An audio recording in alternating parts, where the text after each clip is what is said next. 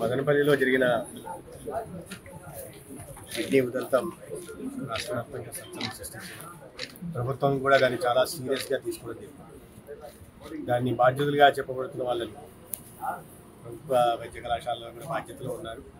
అందరినీ కూడా పోలీసులు అరెస్ట్ చేయడం జరిగింది. పోలీసు వైపు నుంచి కూడా ఎంక్వైరీ జరుగుతుంది. అదేవిధంగా ముందు ప్రాథమికంగా దర్యాప్తు కోసం చిత్తూరు జిల్లా DCHSని ఇతర అధికారులను పంపడం జరిగింది.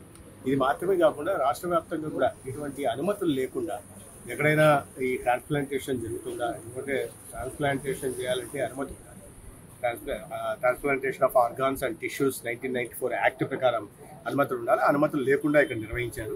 దాని లోతుగా కూడా చూడడం జరుగుతుంది.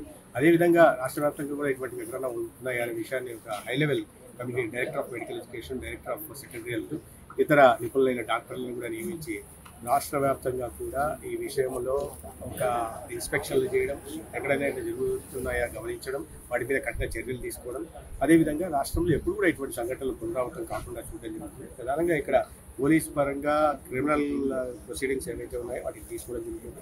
అదేవిధంగా ఎంక్వైరీ అయిన తర్వాత శాఖాపరంగా కూడా తీసుకోవాల్సిన కఠిన చర్యలు ఏంటంటే ఖచ్చితంగా తీసుకోవాలి. బాధ్యులైన వారిని ఖచ్చితంగా కఠినంగా శిక్షించారు. కేసులు మొత్తం 6 మంది ఉన్నారు. 600+ అదర్స్ పెట్టడం జరిగింది. ఇంకా ఎవరన్నా దీంట్లో ఉన్నారో ఎంక్వైరీలో ఇన్వెస్టిగేషన్ జరుగుతుంది, ఇంట్రాగేషన్ జరుగుతుంది. ఇంట్రాగేషన్లో ఎవరన్నా దీంట్లో ఇంకా బాధ్యత ఉన్న వాళ్ళు, సంబంధం ఉన్న వాళ్ళు ఉంటే ఖచ్చితంగా కూడా వారి మీద కూడా శాఖపరంగా అదేవిధంగా చట్టపరంగా కూడా ఎంతవరకు ధైర్యం అంటే వాళ్ళ బాధ్యత. పవిత్రమైన వైద్య వృత్తిలో ఉంటూ ఇటువంటి వాటికి పాల్పడటం అనేది చాలా సమాజంలో అన్నీ జరుగుతుంటాయి.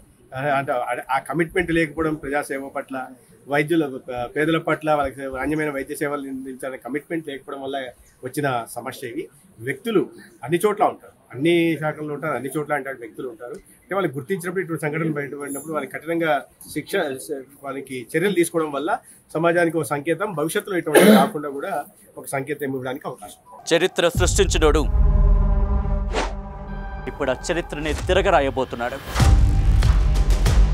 అబద్ధాల గోడల్ని బద్దలు కొట్టి నిజాలను రాగా మీ ముందుంచబోతున్నాడు. నిజమైన వార్తల కోసం వెంటనే డౌన్లోడ్ చేసుకోండి రా యాప్ని.